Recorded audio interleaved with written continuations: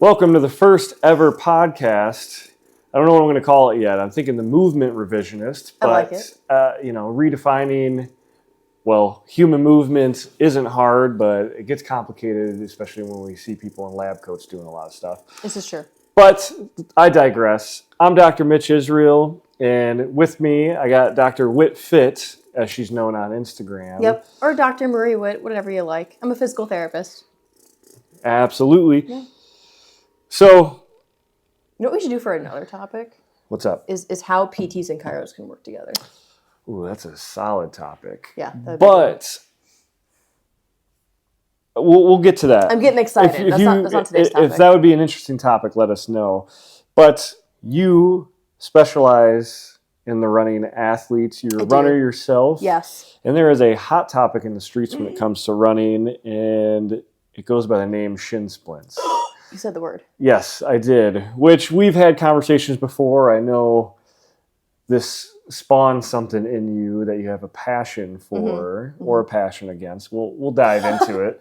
We'll see. But I wanted to get you on here and just talk about, what shin splints are, why they occur. Usually it's not a shin issue, wink, wink.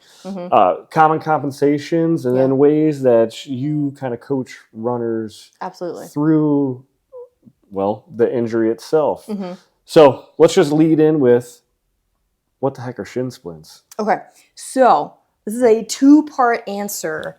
Let's dive in. I know. So last year I did a lit review of my own. What this means for the common person is I read a crap ton of scientific articles, and they basically said we don't know.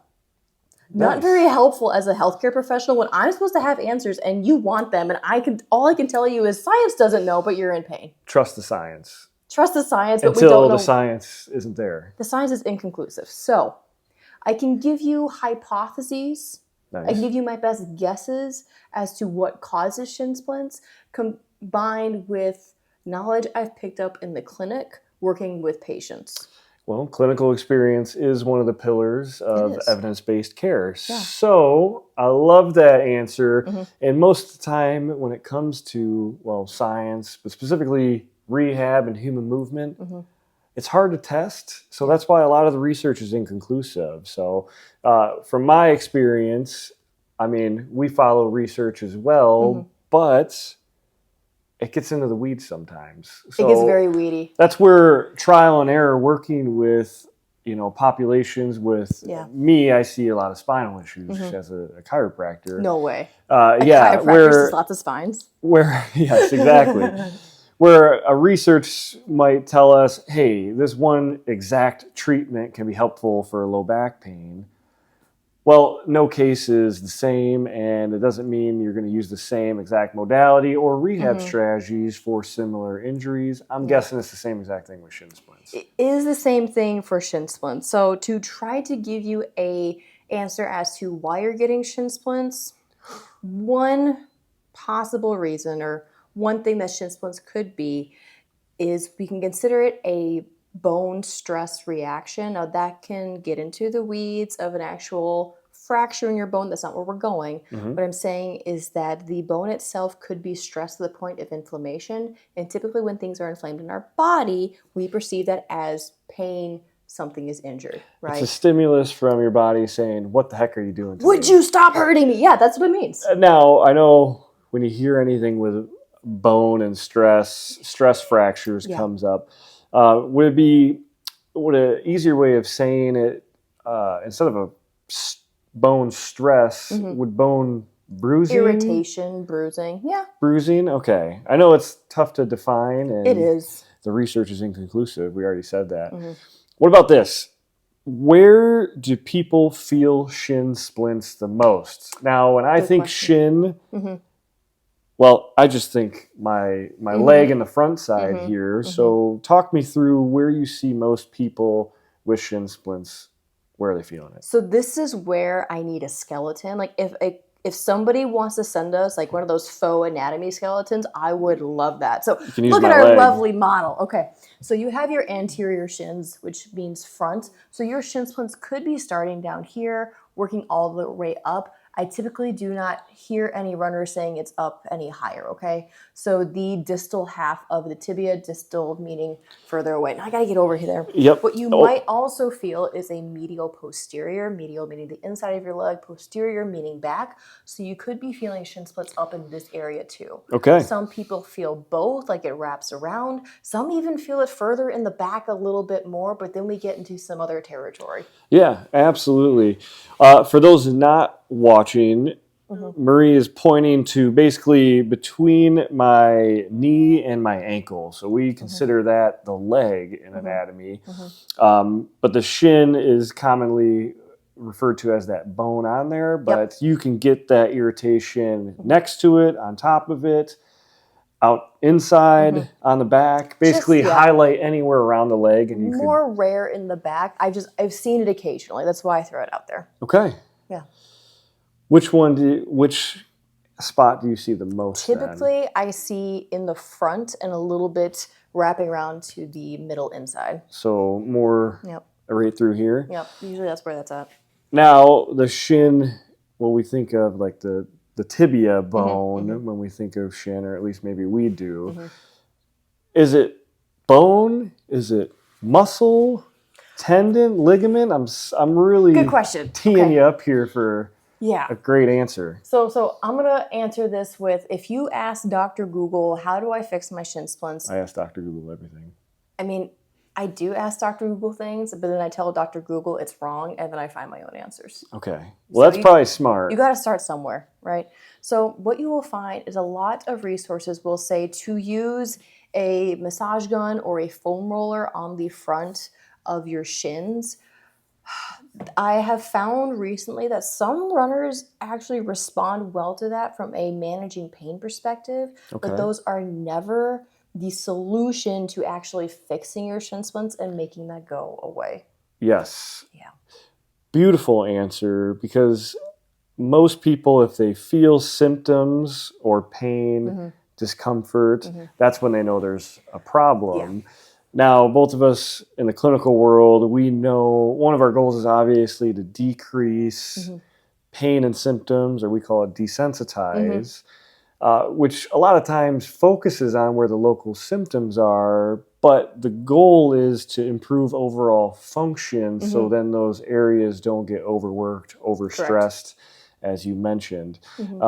So how do you, if you were treating a running athlete, and let's just say you're in the first couple weeks of care, how much is that desensitizing the tissue? How much of that is improving function? I would imagine there's a combination of both there. So what I do in the clinic is, like, first, I will tell you, dear runner, that you might think there are muscles that are irritated in the front. Maybe, maybe not, depending on where your pain is. But typically, you are feeling symptoms. You can't see me if you're listening. She's rubbing her shin, by the way. You're feeling pain in the front of your shin, okay? And you don't really want to hear me say, oh, it's not a muscle, it's something else, blah, blah, blah. All you care about is an answer and what to do to get it to go away, right? What I have found through working with runners in the clinic and actually working a lot with a lot of runners one-on-one in my own business. So if you go to drwhitfit.com, I have at least 4 blog posts, if not more by now, all about shin splints and resources and what they are and how to get rid of them. And actually working one-on-one with me is one of the best ways to get rid of them. Yeah. And what I do in the clinic is I do a core screen, because the question doesn't become, how do I get rid of this? It becomes, how did this happen in the first place? Because the shin splints are the victim, and we need to find the culprit of what actually caused your body to dump excessive load onto that bone, onto that part of your leg, which is why you're experiencing pain. Amen, sister. Yes. So you and I have conversations all the time. Rarely, I mean, outside of, a trauma, someone in a car accident, slip and fall, is the area of the symptom the actual problem. A lot of times that's the area being overstressed. Then you get inflammation, then you get tissue irritation, tension, blah, blah, blah, blah. Yeah. But we want to look globally at the body and figure out, why does this keep happening? So to transition, what are some of the key areas you see? Now, I know this is always different. But That's let's okay. just There say... actually is a consistent pattern with Shin Splints. Oh, okay. This is good. No, Usually okay. in the rehab world, there's not a consistent I know. pattern. So Well, we'll like I take said, this. So this I'm is- interested because I don't know this pattern yet. So This I'm is, again, on the edge of my seat. Take this with the clinical grain of salt if you want. This is my experience in the clinic. This is not 100% supported black and white with the evidence. What I want to say, though, is that there's a phrase we call, let's see if I get it right, bench side to bedside. Okay. So lab bench to bedside, meaning to you, the runner, the person dealing with this, how does fancy science words help you fix your problem? Okay. Yep. So everything I'm saying is supported by the literature through the lens of my interpretation of my work in the clinic. Mm-hmm. Okay. So if you want more, go to my website. There's tons there. What I have found with runners specifically is, guess what? We run on our feet. I know this is a mind-boggling answer, but we don't run on our hands. We don't run on our knees. Unless you do CrossFit. Bro, I'm not that cool. I'm not that cool. But Handstands for days. But props to all the CrossFitters out there. Yes. Right? Freaks. Not. It's pretty cool. They do cool things. Physical freaks, I should say. What kind of podcast is this? All right. We'll cut that. So, runners running on your feet, you are on your feet for long periods of time, right? Whether it's 15 minutes, 30 minutes, or 3 hours. It depends what workout you're doing, right? Your feet are taking the brunt of the work, right? The load, right? Yeah. So, because we spend so much time on our feet, we end up in a pattern of overusing our feet. So what will happen is, I'm going to show this on camera. Hopefully you can see me. Actually, Mitch, you're going to be my test dummy. We'll see you. Other leg down. That's how there you go. Yeah. Well, Smack! Sorry, podcast brain. I'm not used to demonstrating. Okay. I know, we're going to demonstrate. I'll visually, or I'll talk about it too. Okay. So, boom. Now. Okay, so what I'm going to do is I'm also going to walk you through this test if you can't see it. So Mitch is on both knees, okay? I have taken his runner feet out of the equation, right? Both arms are going to be up overhead like you're a touchdown. Okay, what I'm going to do is I'm going to stabilize at his shoulder. Go ahead and keep those arms strong. I'm trying to pull his wrist towards me. Hold, don't let me hold. Kind of feel how you're falling forward a little bit. Easier said than done. Ooh, that side's not good at all. Right. Ooh. So go ahead and sit down. But if you're listening, what happened is all I did was try to pull Mitch's extended arms overhead, and he lost his balance, and I caught him from face planting. Mm-hmm. Okay. Which would indicate a stability issue. Correct, because all I did was take your feet out of the equation. If I tested you standing, I'd be willing to bet $10 that you wouldn't have that same problem of falling over. Well, thank you. Yeah. Based on how bad I was right there, I'll take the $10 if I could do it. Yeah. But I get what you're saying, because especially in the running athletes, you adapt to your activity. So exactly. If you're getting repetitive load or stress through the foot, that's where you're going to get a lot of those strength gains, if you want to say it that way. Kind of.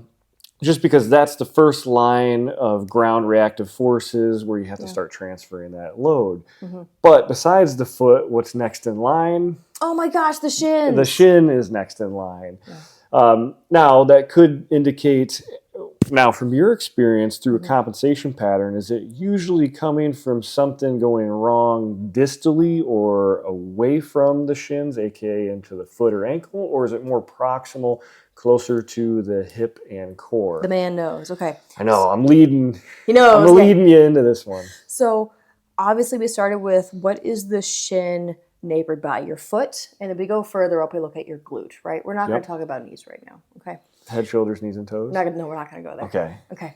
So what ends up happening is, in that kneeling position, what Mitch had to do to stabilize himself was to use his glutes, his posterior chains, all those backside muscles. Mm-hmm. If those were strong and activated, he would not have fallen forward, right? So Thanks for saying I'm weak.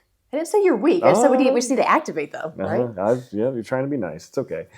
I mean, I can't lift the heavy kettlebells out there. All right. Well, it is what it is. So we need to make those glutes a little bit stronger, remind them how to work as a team. But you're correct, where there's actually a ton of research. I have read more articles than I thought I would about how runners need strong feet. Well, good. And so tell me all of it because I don't want to read. you don't want to read? Well, okay. If you I'm sorry. Don't tell me. Tell the listeners. If he doesn't want to read and you don't want to read, I actually have a course for runners. It's called Stronger Feet Workshop, and that is actually the shameless plug. I like that. Well, absolutely, because if you want if you want your feet stronger so you don't get shin splints, that is actually evidence-based. I've gone through a bajillion articles. I have a hard-hitting question for you. Yeah. Are your feet your foundation? I say they are a foundation, depends on your activity. If I'm a bipedal If creature, that is your mode of transportation, if I have to walk around on my legs, the feet are the first contact, right? So Absolutely. they are your foundation. Are. When you're standing, what are you standing on? Your feet. Exactly. I know you mentioned your course with your footsie course. Yeah. How important is the foot for shin splints and foot function? How about this?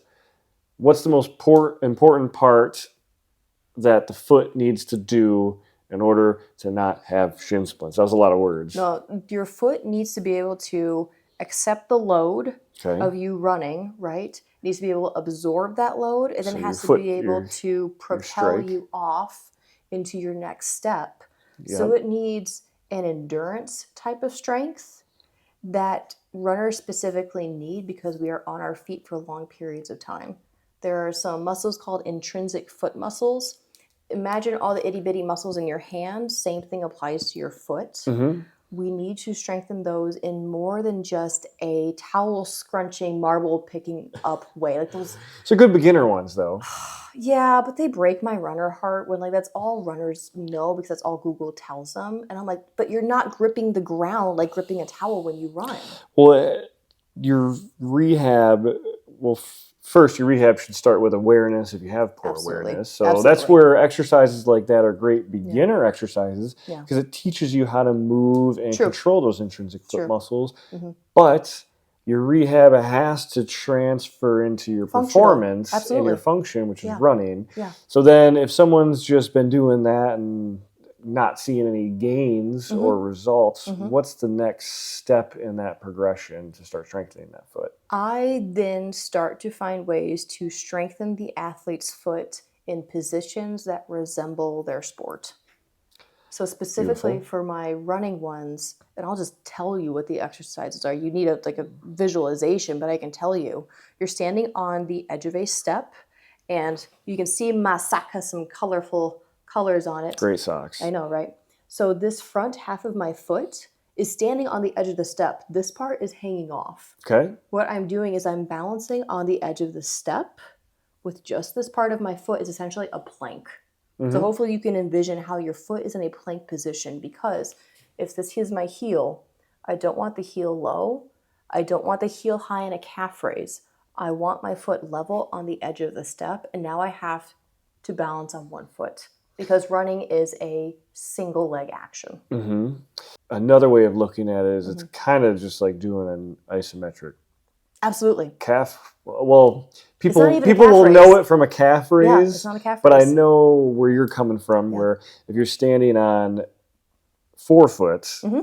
Forefoot stability and activation. Forefoot stability, which is where you're transferring a lot of that load on the gait pattern when you're your step off. Mm-hmm. I'm not the running expert, so hopefully you're not looking at me like I'm wrong so far.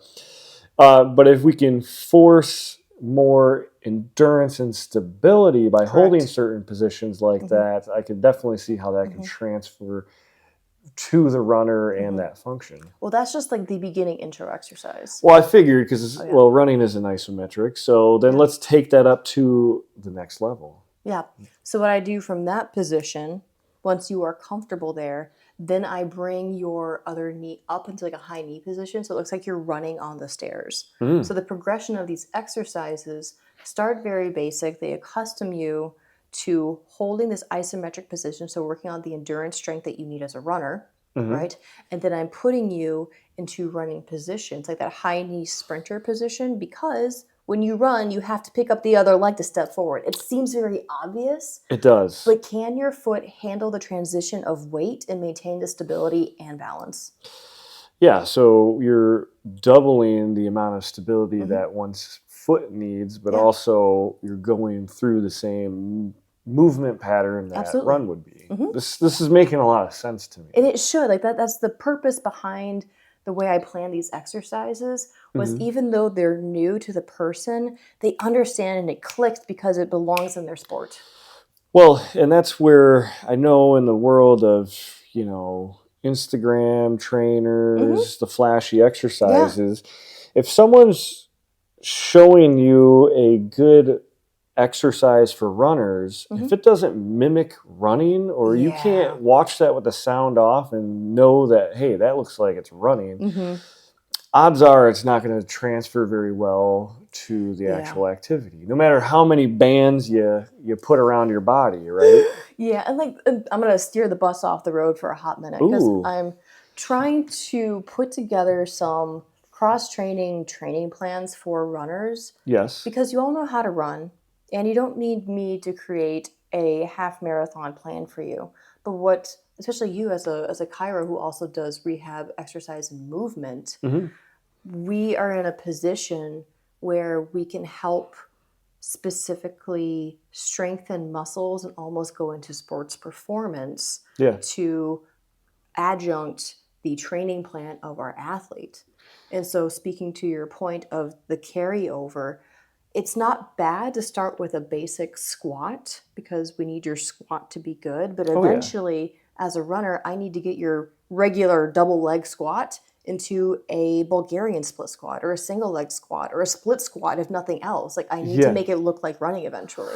Well, and that's where you can transfer strength training into the activity. But I would think that you almost have to compartmentalize those differently. So if we're rehabbing an injury, the rehabbing process is going to look a lot more specific to the activity or the sport they want to get back to.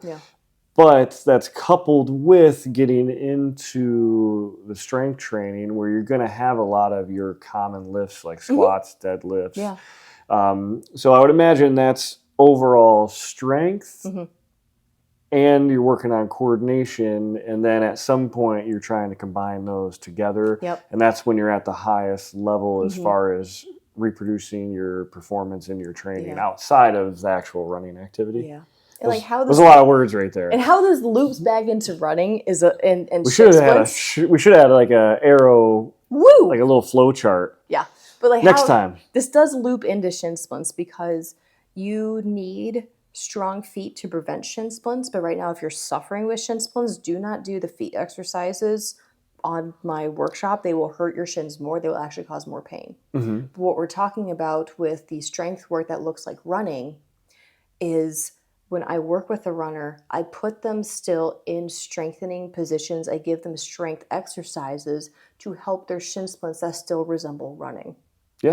So it all loops back together. It's crazy. It's like humans were designed to move in certain ways. And if we just get them to move how they're supposed to, it doesn't matter what the sport or activity, you can start to improve and move better or live better. I'm digressing right now, biting the cheek a little bit. So what you're saying is I can't just do like 30 tib anterior lifts before I go run and expect results? I mean, if you really want to, if you have shin splints right now, that is not going to feel good. Okay. It's going to hurt. It's going to suck a lot, so I don't recommend it. So it's not necessarily a poor specific muscle or a weak specific muscle causing the issue? Not that I've seen in my experience. I could be wrong, but I haven't seen it yet. Well, the research is inconclusive, so technically you can't be wrong. But you can't be wrong. You can't be wrong. No one's proved No one's proved it, right? And that's where living in the rehab world, everything's always, I got weak this. I need to strengthen this. No, you just need to move better overall. And if you think about muscle-specific training, well, to run, you're not using one specific muscle. Correct. So there's also a disconnect in a lot of the rehab world where we just focus on objective tests and just trying to strengthen one thing at a time. But again, this is going full circle. It if is. we improve someone's moving and gait pattern, which is probably a big one with running, that they're going to use less stress here through the shin and the bone, and they're just going to transfer the load better and feel better overall. Yeah. Again, that was a lot of words, but hopefully that made sense. How much of an issue is overload or overtraining when it comes to shin splints? I do believe it is directly related because I see a lot of new runners get shin splints. There's a lot of data about I'm going to say this wrong for anyone in the military community, so forgive me. I want to say like new military cadets, but cadets isn't the right word. If you just joined and they're putting you through the original PT program. The new recruits? Thank you, recruits. Yes. They end up with shin splints a lot because it's a lot more than what they're used to. However, I dub in my own little corner of the universe spring, like January through beginning of April as like shin splint season. Because everyone's coming out of like the winter lull and they're getting ready for their spring marathon. They start adding all the speed work and like clockwork, everyone gets shin splints again. And these are seasoned runners. Yeah. So it's not always the newbie. It is either a lurking issue that decides to come to a head, or our bodies are always changing, especially for women. Like if with just changes in life, like maybe you're pregnant or you just were pregnant and postpartum, regardless, there are changes in everyone's lifestyles and bodies, and introducing the new load and stress of increased miles and then speed work. Yep. There's a lot of different things that can cause shin splints. Yeah, from my perspective, I mean, I see shin splints come into the clinic from time to time, but it's not the most common injury I see. But every single one has been a seasoned runner, someone who's ran 10Ks, halves, or even fulls. Yeah. And a lot of times, well, if it's never black and white. No. That's where it's tough because it's always, well, it depends. Yeah. Most of the time it's, hey, I signed up for this race. I'm training for that. Oh, but I got a race 2 weeks after that.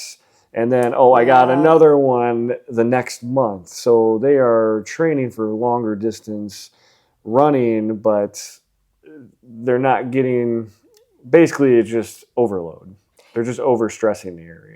It could be. I know some runners. I had one runner in the clinic where he ran a marathon a weekend because he was an ultra runner. And so for him, a 26.2 was no big deal when he's used to doing 50 milers. He's like, yeah, it's half a race. This is easy. This is my normal. I'm like, okay, cool. But he didn't have shin problems. So it depends on the individual runner, their own different asymmetries. Because I'm sure you know your own asymmetries. People assume, especially PTs and probably chiros too, you guys are perfect and you never get injured. That is the furthest thing from the truth. Oh, RJ could attest that he treats me on the weekly. I'm going to turn the... But I do practice what I preach for the most part, but it translates to whatever activity you want to do. So for me, I'm not a runner, so I'm not doing a lot of running. You probably, if you're watching this, you probably tell I'm not a runner. But runners come in all shapes and sizes. We're not judging. Yes, exactly. Not to say that I shouldn't run more, and it's a really good activity. I'm going to ask you what RJ treats. What does RJ treat on you? I want to know. Oh, what does RJ treat? How asymmetrical are you? Usually it's spinal related, where I have... The chiro needs spine care. I know, isn't it just... It's pretty great. It is. You can't make this stuff up. No. But a lot of times it's during clinic days where, I'm doing my notes and I'm hunched over. So it's like I've deconditioned myself from like the student life years ago where you're constantly in that posture where you can hang out there no problem. Now that I'm not in there and I train outside of that range, anytime I go there for an extended period of time, it lets me know. Yeah. which is why I'm on a separate hiatus to get people to move more while they're sitting at the desk. But yeah, no, chiropractor with back pain, it's tough. Sometimes I, quote unquote, throw my back out if I do a heavy lifting day. Yeah. That's tough to tell people or to rehab people with low back pain when you're trying not to make dad noises when you try to bend forward. That's when you just tell them, I'm literally in your shoes right now. I'm suffering with the same thing. Okay. Yeah. Well, you have given me a ton of insight on Shin Splints. Hopefully you've given everybody else an insight. Yeah. We've never done something like this before, so let us know if you like this kind of content or if you want to see other sports-specific things, because I know you live in Alabama now. We're here in Michigan right now, but we can always hop on a Zoom and do another call like this. So if you have any running specific stuff, please hit me up at Dr. Whitfit on Instagram. Yep. And I have my website, very easy, drwhitfit.com, all one words. There's no periods in Dr. Whitfit. If you want any Shin Splint resources, I have blog posts on them. If you want tight hip resources, how to strength train as a runner, how to get rid of post-tib issues, I have lots of blog posts and now videos on YouTube about that too. The point is, if I don't have an answer on my website, shoot me a DM. Tell me your story about shin splints, hip issues. I kid you not. I can't stress this enough to hop in my DMs and tell me your story, ask your questions, because you don't know if you don't know. Correct. Yeah. And sometimes just having a good starting point. Absolutely. Like, that's when all you have need. an issue, it's like you Google everything and it's like, oh gosh, now you I end have up with the 10 more 5 questions. same exercises from Dr. Google, and none of them work because you've already done them. Yeah, if I tell everybody the 2-week rule when I'm in the clinic. If you try something for 2 weeks, you'll know if it's helping or not. And if not, then move on or just seek out an expert. There's experts for a reason, whether it comes to running or movement-specific stuff. Maria is a great resource. It's great having you. I'm glad you stopped by when you're traveling. Yeah. I think that's good. Are you good? It? Yeah, I'm good. Let's put hands together. Hiya! Dare to train differently. Dare to train differently. Yeah, we're figuring it out.